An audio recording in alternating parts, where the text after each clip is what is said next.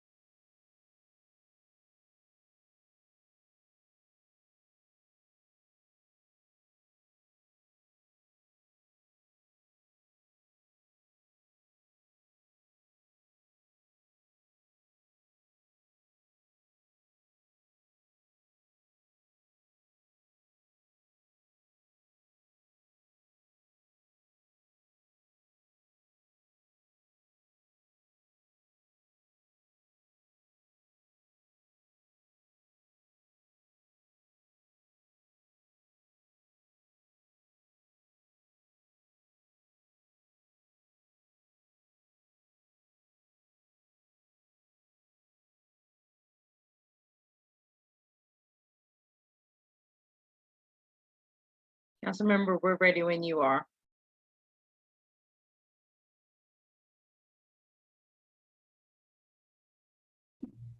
Dr. Jackson, how are we looking? We're ready. The government witnesses are here, and we also have the other witness, the public witnesses. Check 1 2, check 1 2.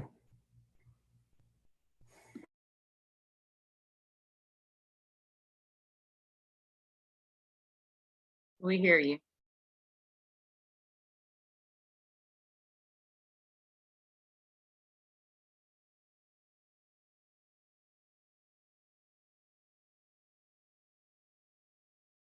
Are we ready?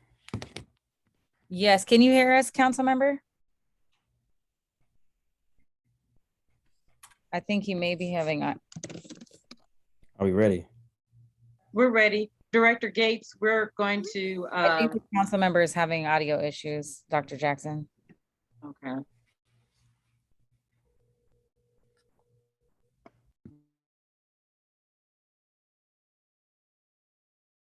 Good morning. You all can hear me fine, correct? This is Director Gates. Yes, I can hear you fine. Yep. Hi, council member. Hello. Good to see you. Likewise. We Okay. start momentarily. Okay, sounds good. Council member White, can you hear myself or Dr. Jackson? I can hear you perfectly. Okay, great. Okay, we're good to go then. All right, I'm ready. Good afternoon. I'm Trayon White Sr., Ward 8 council member and chair of the Committee on Recreation, Libraries, and Youth Affairs. Today is Wednesday, March 23rd, 2022. We are meeting remotely using the Zoom platform. The time is now 12:09 p.m. and I'm calling to order this agency performance oversight hearing. Today we will have a budget oversight hearing for the Office of Cable, Television, Film, Music, and Entertainment. The mission of OCTFME, that's a long name now, is to produce and broadcast programming for the District of Columbia's public educational and government access, cable television channels, and digital radio stations. Regulate the District of Columbia's cable television services, provide customer service for cable subscribers, and support a sustainable film, music, and entertainment creative economy and labor market in DC. The committee held a performance oversight hearing a little over a month ago. There was a proposed budget of $15.6 million, which is a 6.3% increase over the FY22 and a slight rise in FTEs to propose a 58.8 FTE in FY23 from 57. I'm looking forward to hearing from the public and government witnesses. I see we have a few public witnesses today. Okay. So we can elevate the public witnesses if they are here. Dwayne Holly and Ricardo Velibla.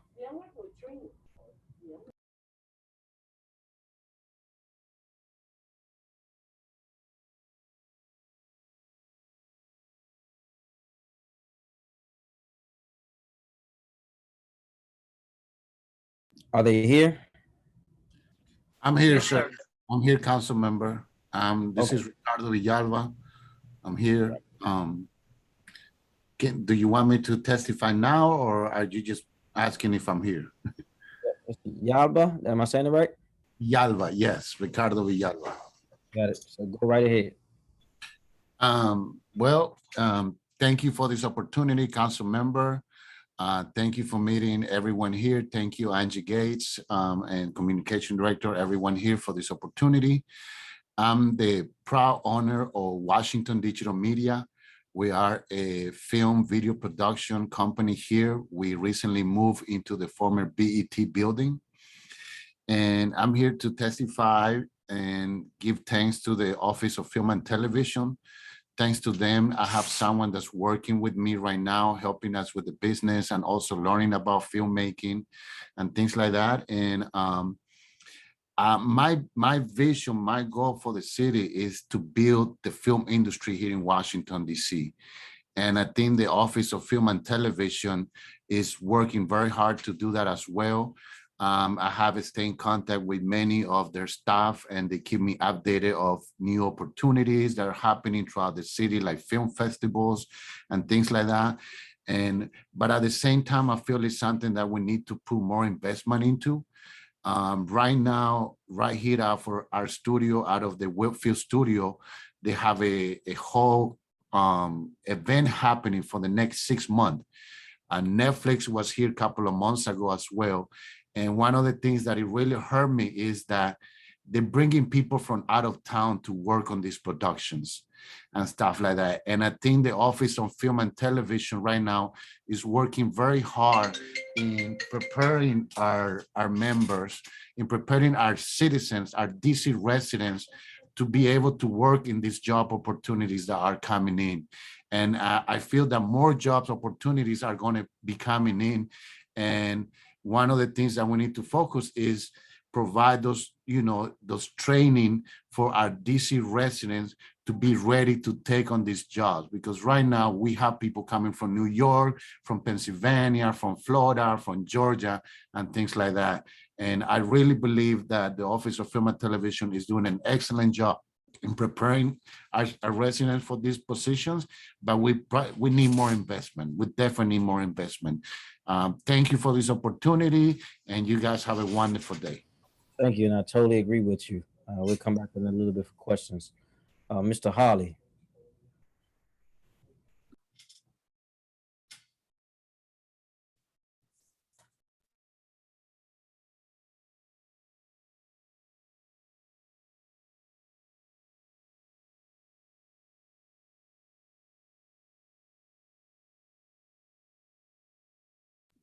Can't hear you. You gotta unmute yourself and try again. You're unmuted and you gotta talk so we can know if you. Nope, can't hear anything.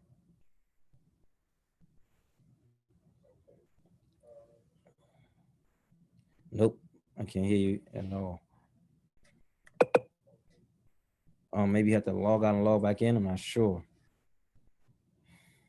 So I'll give you a few minutes before we go to our government witnesses. Nope. You might have to log all the way out the Zoom and log all the way back in.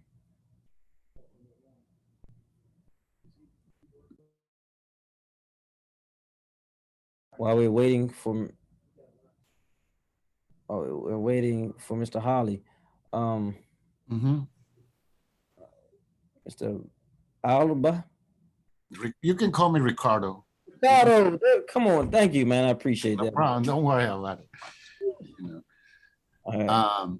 Quick, what are the biggest means to grow film industry in DC, and what do you see some of the barriers are?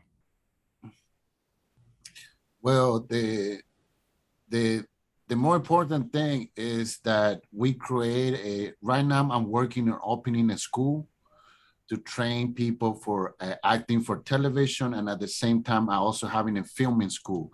So I think it's having people prepared to understand the industry and be able to go and work on these productions that are coming in. The biggest challenge for us outside productions to come into the city has been that there's we are in DC, which also we have a lot of federal land and federal areas that they charge a lot of taxes. There's a lot of challenges in getting filming permits and things like that, and they cost money. But I feel that that's changing. People want to come and film in DC. We have movies that are being made in Baltimore, and they say that it's in DC, like House of Cards was mostly filmed in Baltimore, but they claim it was filmed in DC and things like that.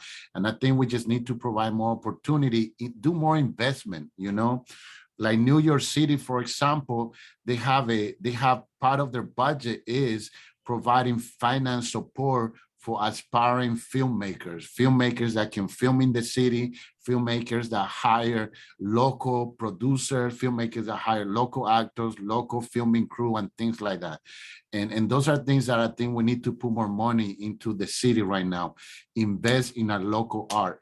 Washington, D.C. historically has been a place that people do music. We have a lot of music come out from the city, but we need to also start supporting the film industry and, support our we have a lot of great actors, filmmakers, directors that have gone out of town that would love to come back in and produce here in the city. I know that. And that's what, I want to advocate for. And that's my goal. I went to school in New York City. And my goal, I could have stayed in New York City. I could have moved to LA. I could have gone to Atlanta. But no, I came back to DC because I love my city and I want to see my city producing more movies and telling our story. Our story is amazing. We have our own music. We have our own culture here. And even we are a diverse community. I'm a Latino that grew up in DC. I connect with the Black culture in DC and we're working together. And that's other things that I want to highlight too, Most of the movies that we see that are Latinos, there's mostly in the West Coast, there's mostly in New York. But here we have a group of Latinos and Blacks working together and doing things together. And that's the things I want to highlight. I want to bring our cultures together too. So, but I'll let you, are you ready to speak? We were speaking because we're waiting for you, sir. No, you're good. Can you hear me? Hold on one second, Mr. Hall. I got you. I'll get you in a minute.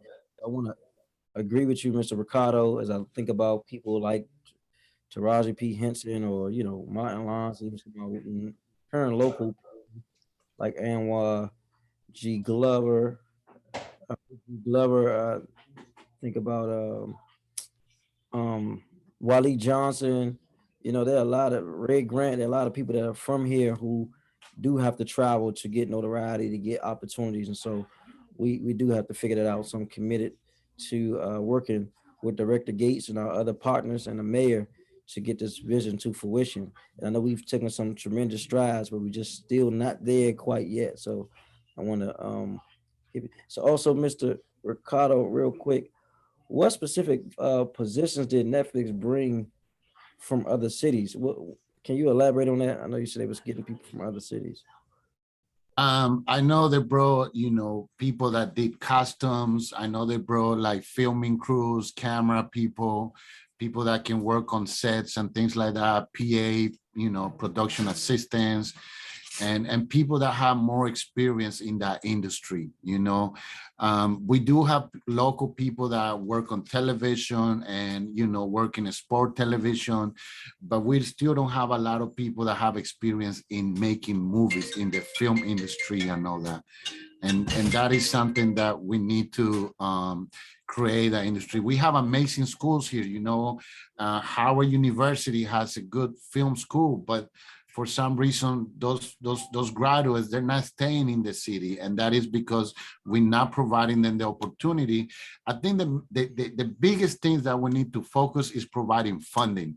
People of color have a hard time getting funding to do their dreams, to do their vision and things like that. And constantly having to go to, and no offense to anyone, but constantly having to go to white people to support our production is hard. So I feel as a city that, when I came here was Chocolate City, now it's becoming more like, different city. I think that we need to support our people of color, and we need to provide in the fundings and things like that.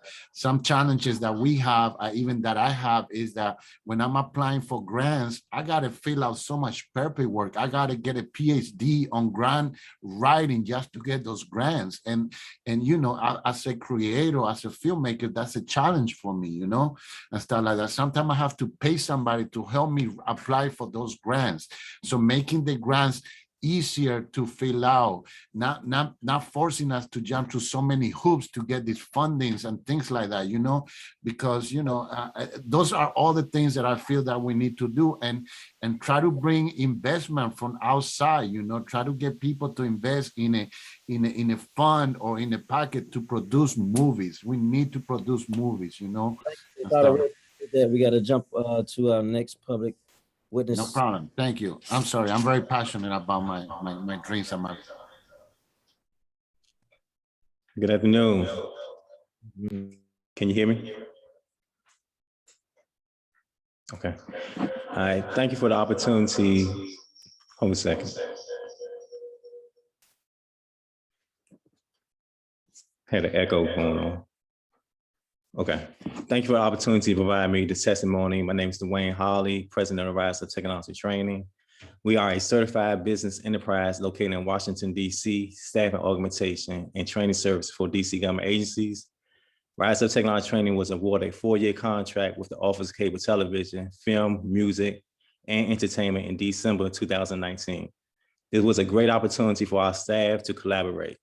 Our kickoff meeting was amazing. The staff introduced us to all parties involved. After the introduction meeting, we felt confident that our staff will exceed expectations due to their support. We hit the ground and running. We have provided staffing services for council meetings, Rosa Parks, Road to Representation, Nightlife, We Are Washington Styling, the 202, DKN Sports, Black History Month, Emancipation Day, The Sound, Ivy City Smokehouse, DC Graduates, social media, as well as MLK Day. With each project, there are career opportunities for Washingtonians. These positions are control room operators, producers, makeup artists, floor managers, communication and marketing associates, associate producers, and production assistants. Office of Cable Television, Film, Music, and Entertainment creates a wealth of opportunities for Washington, D.C. residents, and most importantly, for our young adults who are aspire to pursue careers in the media field. Thank you for providing me this opportunity to speak, to display my gratitude for our work with the council and the entire Office of Cable Television, Film, Music, and Entertainment staff. They consistently provide extraordinary opportunities for the Washington, D.C. community.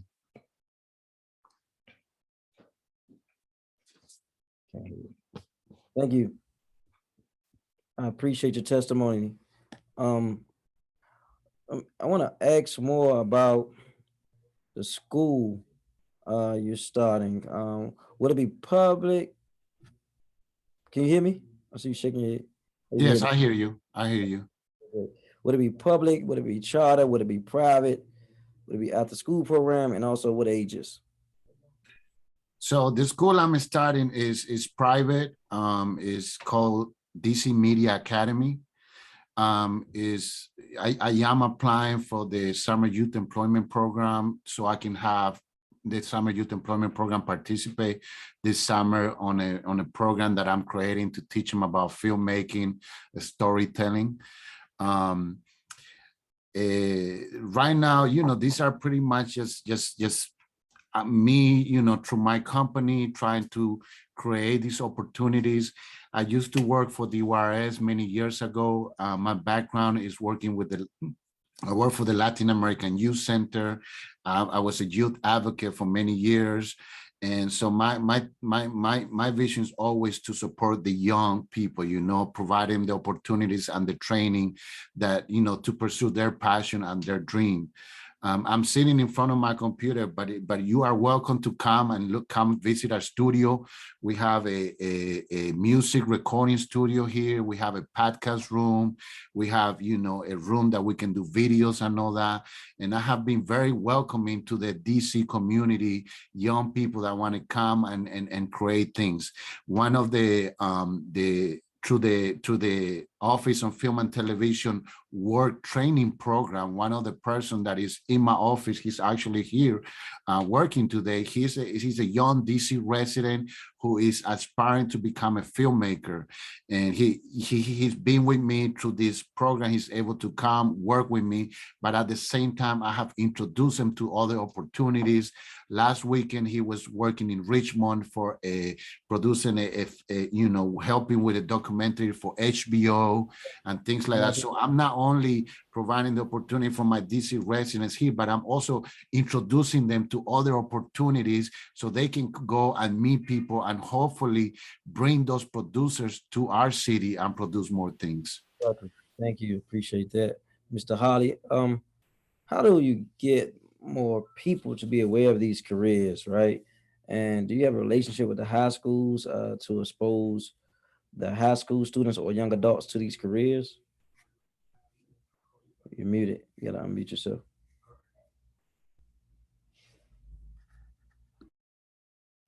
Sorry about that. Can you hear me now? Okay. We don't have relationships with the high school schools, but however, we do have relationships with elementary schools. We was working with Ward 8 schools from Garfield and Turner elementary schools, actually doing technology programs over there. But we are going to pursue and start working with high school students. I'm a Washingtonian myself, graduated from Blue Senior High School, so I definitely want to pursue that. Blue Knights, man. Yes, sir. Is there, so with these careers, do you offer any certifications through the trainings in these fields? And I say that because DC education system is, it's fragmented. So you got to go to this school to get this, go to this school to get this. This school may not have anything. This school may not have something that you desire to do. But I'm concerned that our young people that graduate from high school with no real training, no real skills, no real not a piece of paper with certifications saying, I took this amount of credit hours to do this, or I started this program at the phase 1 of this. My next level is a step 1 to do this. Can you speak on that? Yeah. At the beginning, when we started the company, as you know, it's Rise of Technology Training, but now we 100% is doing staffing. However, when we started the company, we was doing certification training. So we was doing Microsoft certification, Microsoft Office Specialist certification, Help Desk certification, CompTIA A+ certification. Myself, I'm an IT person, and I had my certification as an MCSE, Microsoft Certified System Engineer, and a Microsoft Certified Trainer, and Oracle Developer as well, also Oracle Developer certification as well.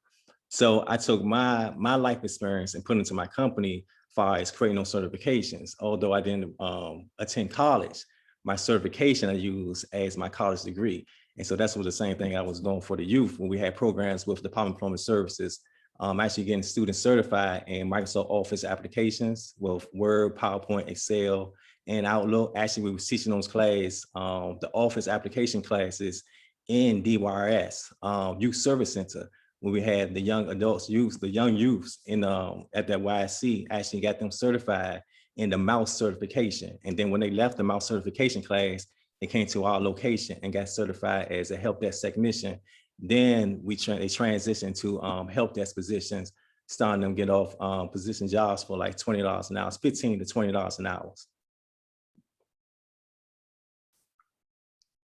That's excellent. How many cohorts have you served already, and what's potentially your goal? How many groups of students are you looking for? Well, we actually we did actually a summer program with YSC, and we had a whole staff that actually trained the whole YSC program facility. And when the students was released, they made the transition to our location. And then also we did work with with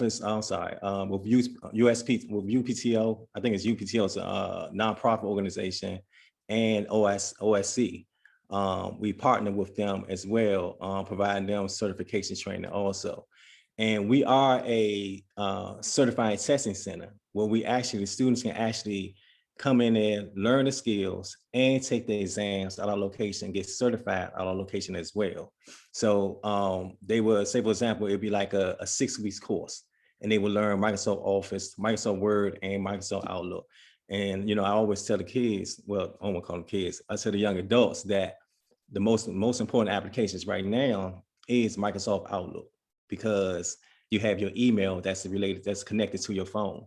And all these young adults have phones right now where they could just connect to their phone, connect to Microsoft Outlook, and understand the ins and outs with their technology with their phone.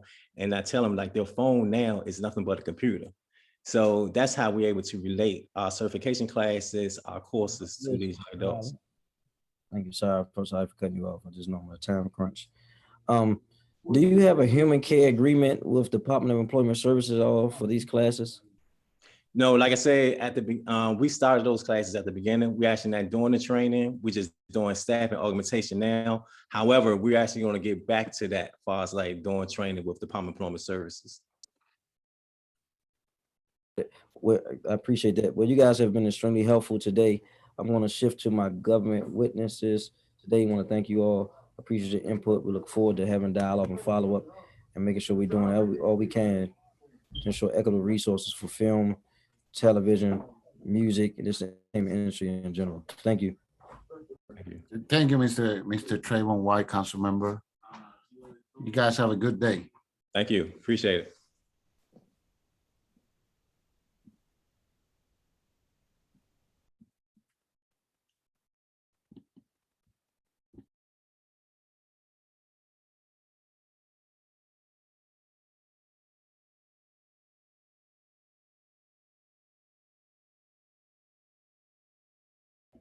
Check 1, 2. If we can elevate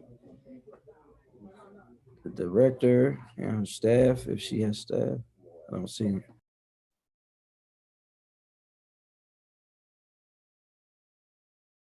Welcome, Director. As you know, it's the practice of this committee to swear in all our government witnesses. Will you be the only one testifying from your agency? Thank you, Chairman. We'll be joined today with my Director of Operations, Dr. Stephen Johnson, and our AFO, Cassandra Fields. So they'll be joining me on the dais today. Okay, all will have to come on the screen to be sworn in as government witnesses. Thank you.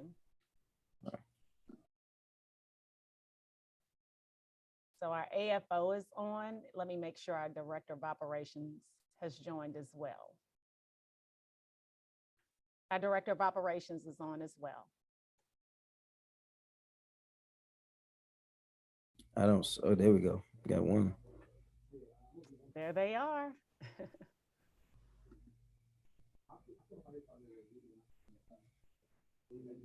Okay, and we can start by raising your right hand.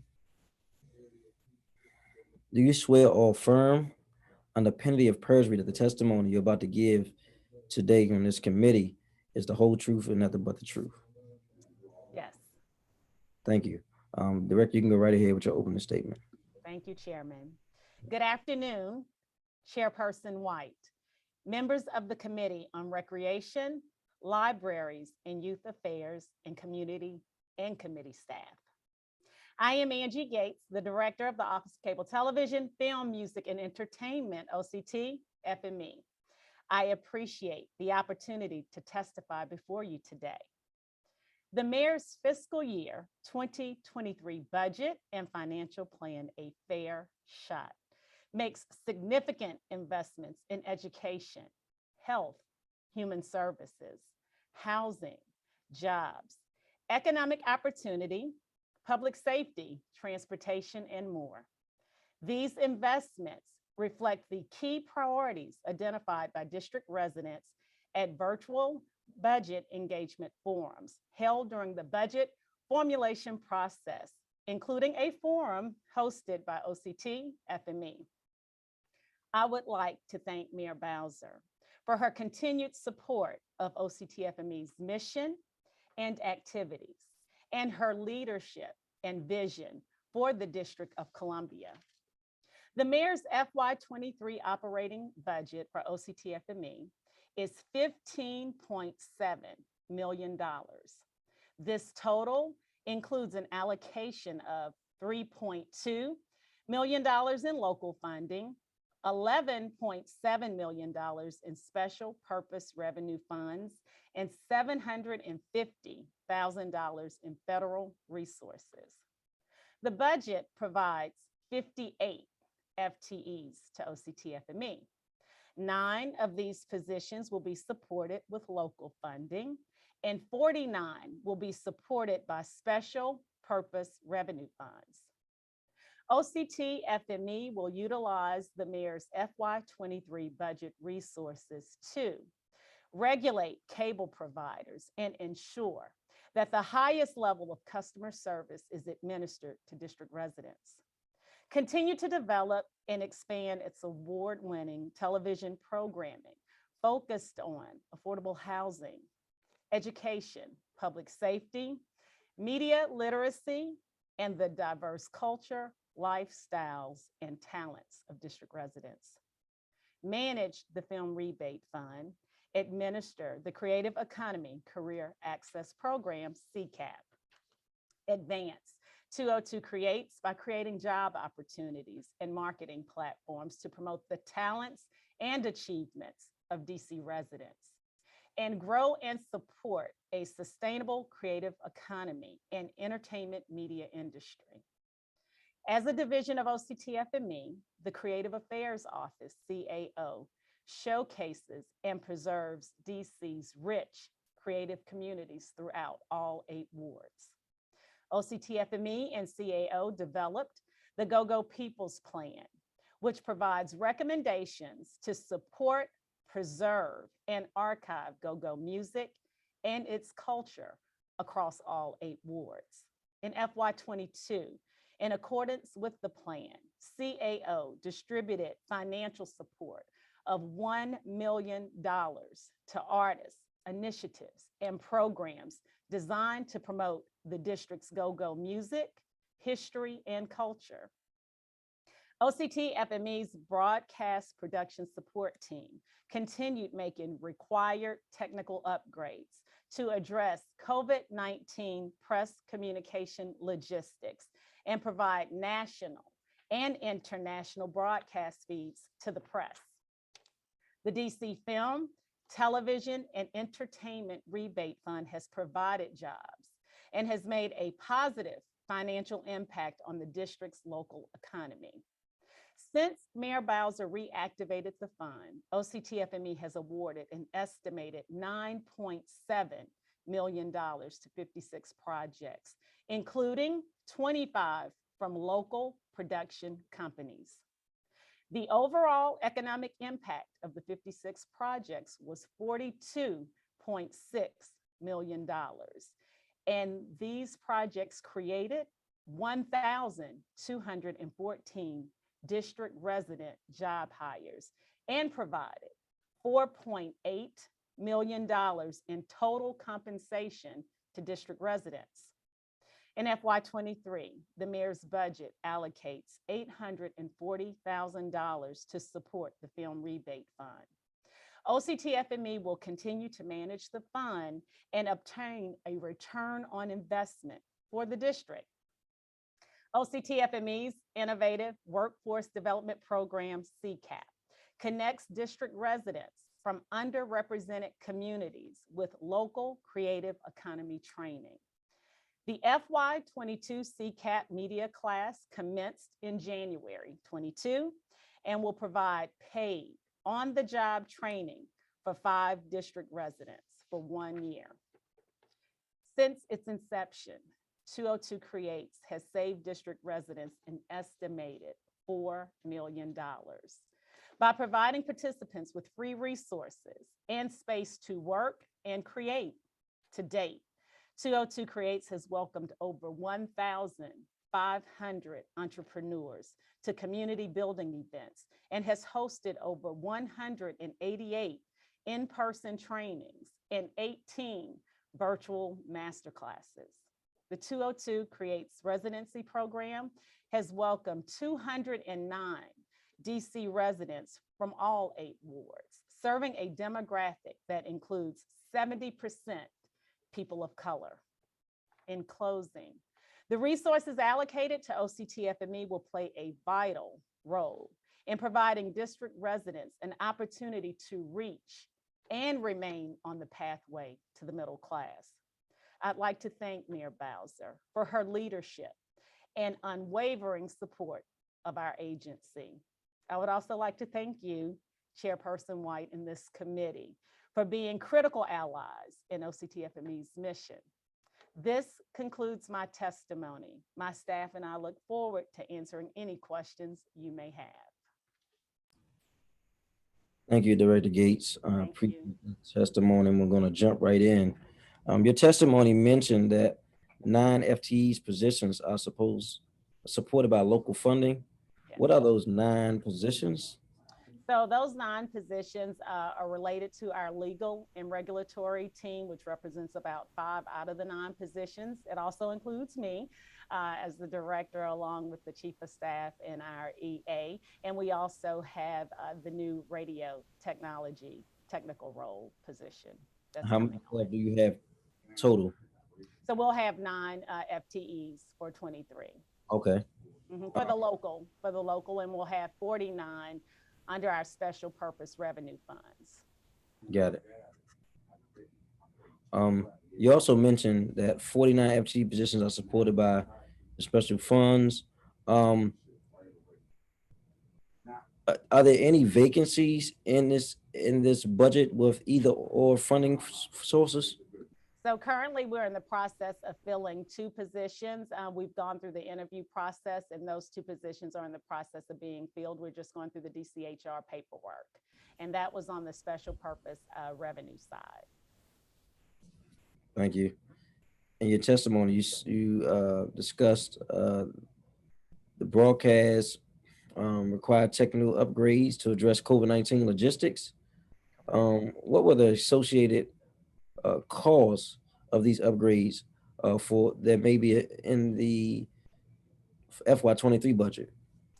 So right now, as far as those upgrades that we had to do for the COVID-19, as you know, we were more in a health and safety posture.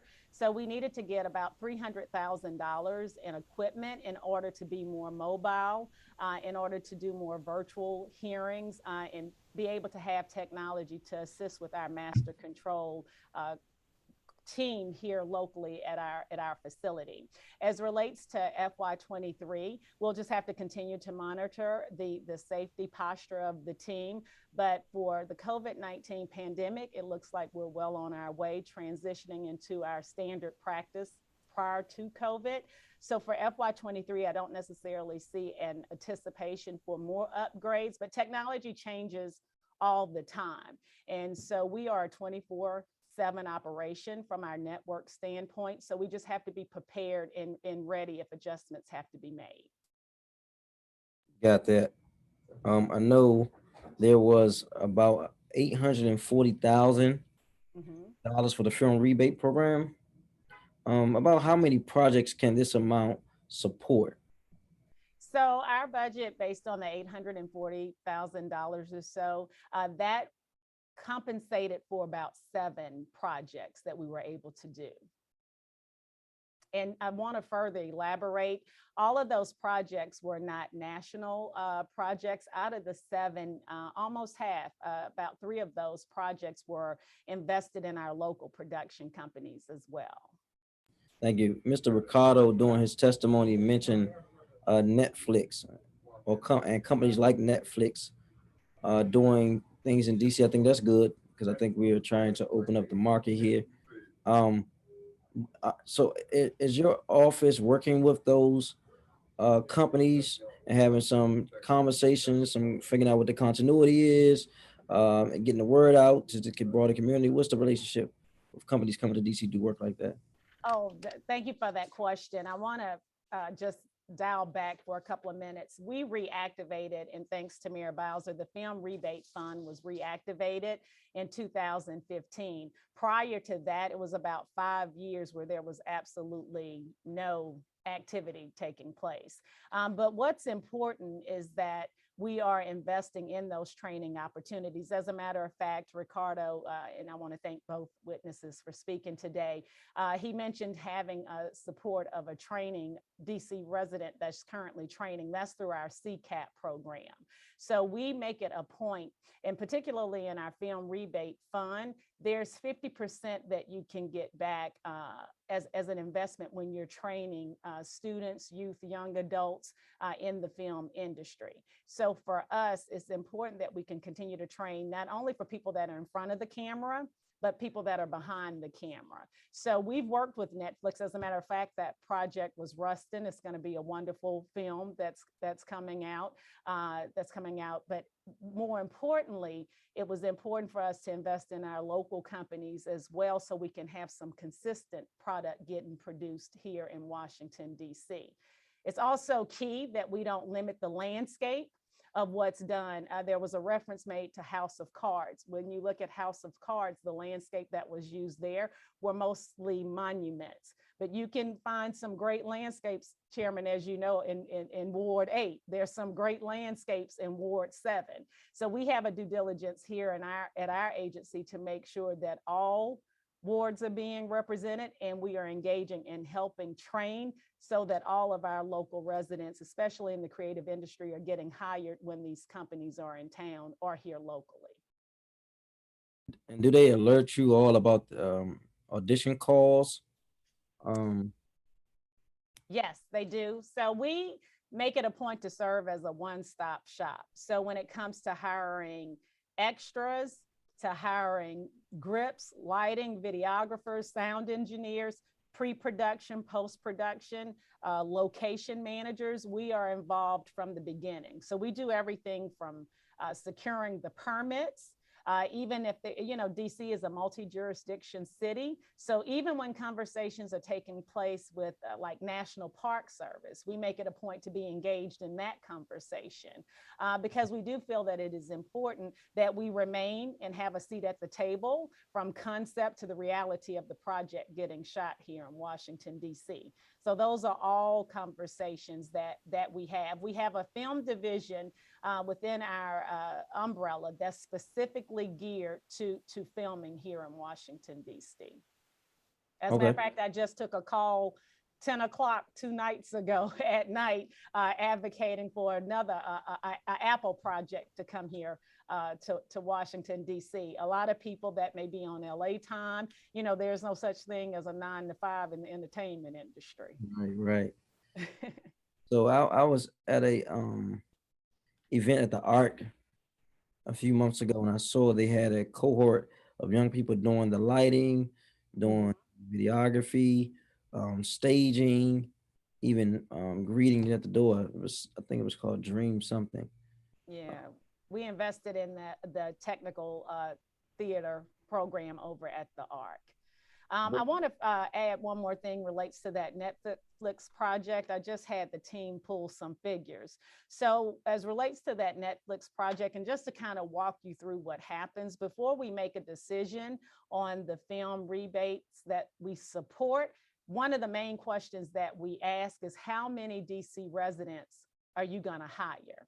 And that particular project was related to Rustin, the Netflix project, and it was 147 DC residents that was hired for that project alone. The end result too was how many was going to receive wages. That project alone was a result in $215,778 in wages just on the district resident side.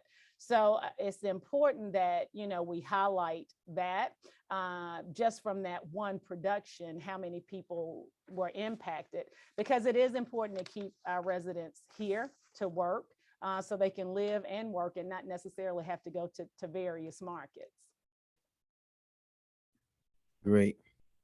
I was also in that question, I was thinking about what is the partnerships with schools and or programs or organizations that's also getting people ready to go into the workspaces in these industries that you said you are kind of a vetting. Thank you. Thank you.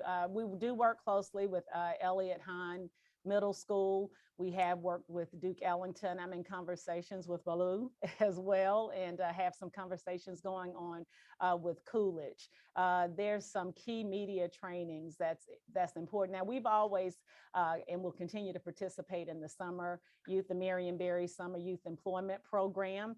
And we make it a point with any of these partnerships to have individuals get the training experience that's going to build their resume, and then have some content at the end of it that they can put in their portfolio as well.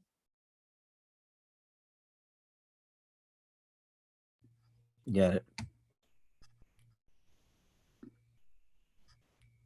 So FY23, the special purpose fund decreased by about $12 million to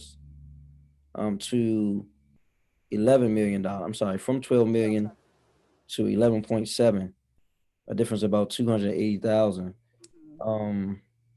How does this react to work you all have to do with this decrease? So what we've monitored over the past few years, and our AFO can elaborate further if she'd like, is before we even set the budget, so even in preparation for FY23 budget, we monitor, because the majority of our funding comes from the special purpose revenue funds. That's the majority of our operations here at OCTFME.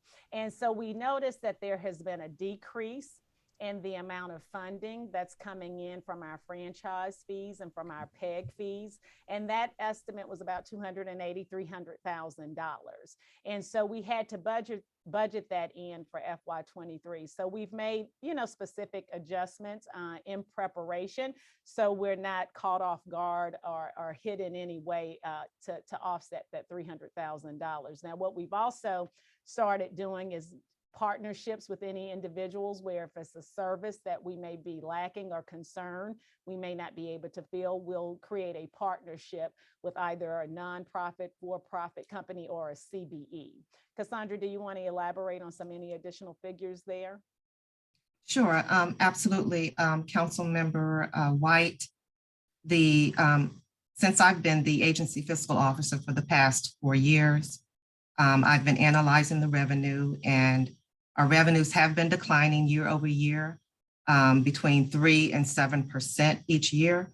So for FY23, our projected revenues are aligned with that decline.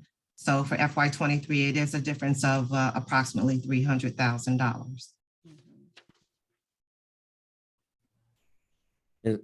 Okay. Is there a way we can boost that back up? So from a couple of different perspectives, it's gonna be interesting to see what happens with those subscription numbers with our cable providers, which is RCN, Comcast, and Verizon. A lot of people have worked from home and have been home over the past year and a half, couple of years. So it's our hope that the subscription numbers from a cable provider perspective will go up. We also make sure that the cable packages are competitive, but more importantly, we make sure that they are affordable to help increase the cable subscription. We even have senior packages that are available. But that is where we have to look in order to have that number go up from a cable subscription perspective. But I don't want to rely on that solely, which is why I'm looking, and we are collectively advancing opportunities with partnerships with some other entities here locally in the district. Got it. My team and I noticed that there was 123,000 decrease in originated programming. Can you tell us how this would affect the agencies in that area? Okay, the 123,000 decrease, we've prepared for that. Most of it is in operations. We'll be able to continue to maintain as we have in the past. Part of it has primarily been from step in salary fringe increase, which is something that was required that we had to do, but we've prepared and budgeted that. Cassandra, anything you want to add there to break down the exact amount? Yes, so that $123,000 difference or decrease rather, is a combination of increases in salary and also for the new FTE. But at the same time, there were decreases as well. So it's a net decrease of 123,000. Got it. Appreciate that. Can you tell me if there are any significant upgrades in technology or spanning services during FY21, and what are we expecting to see in FY22? Oh, thank you for that question. One of the key upgrades that took place in 21 was our unified power supply source. As I mentioned earlier, we are 24/7 operation. So we couldn't be in a position that any of our service would fall due to power surges or anything in that manner. What we did is re-elevated our infrastructure to make sure that we had a unified power supply source that at no given time our operations would go down. We felt that that was important from a couple of different perspectives. We got to make sure that our community and our residents are always aware of any emergency announcements. But Dr. Johnson, I would like for him to add further on this, because when we did that infrastructure upgrade in 2021, we utilized our CBE partners to provide that service for that infrastructure upgrade. So Dr. Johnson, can you talk about that a little bit, please? Yes, thank you, Director Gates. Good afternoon, Chairman White. It's a pleasure to be here. As Director Gates stated, we're happy to report that we work, as Director Gates stated, with certified business enterprises, CBEs throughout the district. Primarily those CBEs are represented in Ward 5, 7, and 8. There's one particular CBE that has a company in Ward 7, which is a women-owned, minority-based company who does great work that was involved in uninterrupted power system, which is an electrical upgrade of the facility, as well as we installed a new chiller that supports our cooling system for our tech core, which supports our mass control operations here at OCTFME.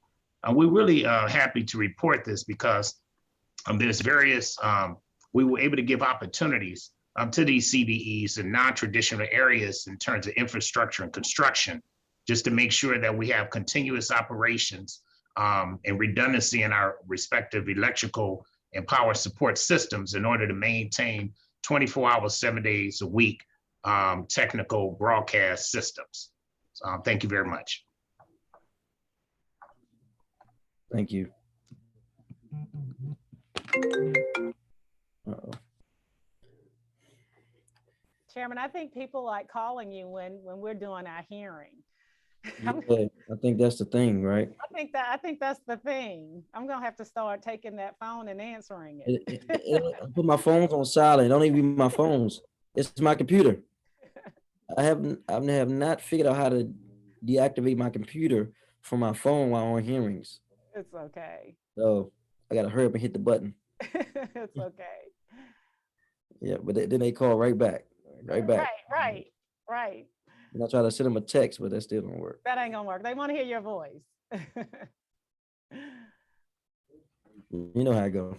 I know. Under the agency's management for performance management, there's a $91,000 decrease from FY 22?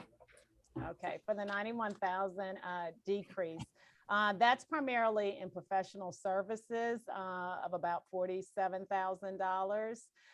In addition to that, there was about 44,000 related to a part-time position. Cassandra, anything to add there?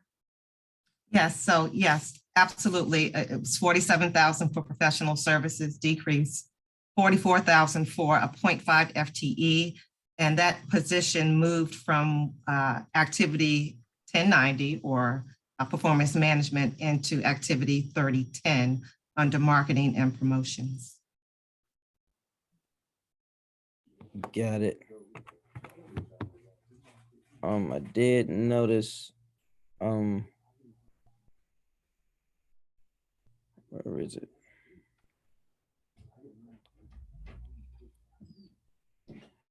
You all had to adjust a 25% decrease for supplies and materials. Would that affect you meeting your goals and performance? Thank you for that question. No, that 25% decrease, that's not going to impact us meeting our goals. We did have to make some reductions in operations, and that reduction ties back to the $300,000 that we talked about earlier with the special revenue decrease. As we went through, we just looked at different areas where we could make compensations up to that $300,000 mark, and the supplies and material was one area that we were able to adjust that wouldn't impact our overall operations. So we'll be fine in that area. Got it. I saw something also in relates to overtime. I think it was a 250,000. There it is. The overtime pay for FY 22 was 250,000, and FY 200,000. Correct. Would that affect productivity and meeting your goals? No. So what we each year we look at what we spend. Like, we don't make it a habit to focus on overtime, but what we do make it a point to do is to make sure that at no given time we're not available to execute what's needed. So that difference of about $50,000 between the years will be fine. Right now, we've spent about $40,000 thus far in overtime, and I want to go another step back to the performance oversight hearing. One of the things we talked about is our agency having the ability to cover hearings like at 6 o'clock and beyond. So in a case like that, where the team and the crew may have covered different events, community events, we've allocated that amount of funding so that if it's after hours, we have the funding available to cover those hearings. Sometimes we've been in hearings till 1 or 2 in the morning. And so in that particular case, we've had to make sure that we've set aside funding just to cover the proper compensation for the team. Got it. Yeah, in your performance oversight hearing, I'm glad you mentioned that. You stated that you had 3 priorities. And one was producing community violence prevention programs and public service announcements. You talked about launching the Go-Go People's Plan, Duke Ellington School for the Arts, marketing, promoting. Can you speak to how this new budget will be affecting the productivity of reaching these goals? So we're on track. Every quarter, we monitor where we are related to our priorities that year. So we are really over halfway there at this point with the priorities. And each year we set new priorities. So we're on track. We've actually started producing PSAs. We're also working closely with the new office with racial equity. We're doing more things in the community with ANCs, as well as just community meetings that are taking place on the community prevention and the crime side of things. In addition to that, we're working with Duke Ellington. One of the things that I want to specify with the Duke Ellington plan, it's not a program that's just going to sit on the campus of Duke Ellington. this particular program is going to engage residents throughout the various wards, and there will be some partnerships with Duke Ellington and some of the other schools as well. And actually Blue is one of them. And so that is just not a program that's going to sit on that campus. One of the things that I do want to highlight about that Duke Ellington program, it's almost like an artist in residency type program as well. So who's serving as the instructor and talking about these go-go initiatives and go-go the music and the culture are a lot of the go-go artists themselves who has over 40 years experience is going to be articulating what the beat is, putting it in the pocket. I mean, all of that, you're going straight to the artist that's going to be instructing these kids. And I think that's important to articulate. We did launch DCE, so we made history there. This is our streaming network that you can see on Roku, Apple TV, Amazon, across the board. And we have developed mobile platforms and apps for that particular programming. And it's really allowing us to go beyond our 8 wards to highlight the culture and lifestyle and talent just of our creatives here in Washington, D.C. So we'll be able to meet that goal without question. And in FY23, we'll do some additional assessments, each year to see how do we add to that. Thank you. As a former BET employee, have you all did anything with the new owner of the BET studio in Northeast DC? Yes. That's Whitfield Entertainment. And we were actually conversing with them prior to them taking that space. We've conversed with them since. The CCAP program that I mentioned, the Creative Economy Career Access Program, they're actually one of the employers that's training a local district resident on their team and on their staff. When we look at promotions, so sometimes there are production companies that are looking for sound stages, and that sound stage is one of the largest sound stages on this side of the coast. So we promote that as a location for not only local, which a lot of our local production companies has used that space, and companies like Netflix that was mentioned earlier will come in and use that space. So we've done tours and definitely stay connected with the team that's there. And plus they're like maybe 50 steps from us. Yes. And I was in this space not too long ago at a few events that they had there, drawing in large crowds, just activating that space again. I also, and while I was there, I ran into committee woman Sharice Crawford. Oh, okay. Explaining that she still want to connect with you guys about some ideas and thoughts that she wants to do here east of Anacostia River. So I didn't think about that. That would be great. And she's always done some really great work. She has so much tenacity and just, she's just a great person in general, but she always puts the community first, and she's very focused on the youth as well. Yep. So Director, is there anything else you want to add in closing this hearing before we wrap up? I think that we've gotten a lot of understanding of where we are with the budget, where we're going forward, and if there's anything else, like any other new priorities, we would like to know and figure out how we can be supportive. So our priorities is just to continue to serve the community. As I always say, the Office of Cable Television, Film, Music, and Entertainment, we're here to serve the community. At the end of the day, we're executing what's being asked. We're executing the needs of the people and the public. I consider DC the district and the capital of creativity. So people don't necessarily have to go to other markets. They can live, work, and play here in Washington, DC. I want to thank you, Chairman, for always being supportive. I see you out often at a lot of these creative events. And I want to thank you for just being consistent and loyal to the creatives. I want to thank Mayor Bowser. Yes. She has stuck with us from day one, and she has given us the opportunity to continue to expand. And I want to thank the creatives for them to just keep doing what they're doing, because that gives us things to invest in and talk about. And one of the last things I want to do is thank the entire team at the Office of Cable Television, Film, Music, and Entertainment. Everybody that's down in the master control, like shooting these hearings every day, our production team, everybody that I work with as we're preparing and prepping our AFO, Dr. Johnson, who has joined me today, and just the team collectively as a whole. I feel so blessed and highly favored to be able to work so closely with a team that I consider my family. And I wouldn't have a testimony or anything to talk about Yeah, if it wasn't for them. So I got to thank the team for holding me down each and every day.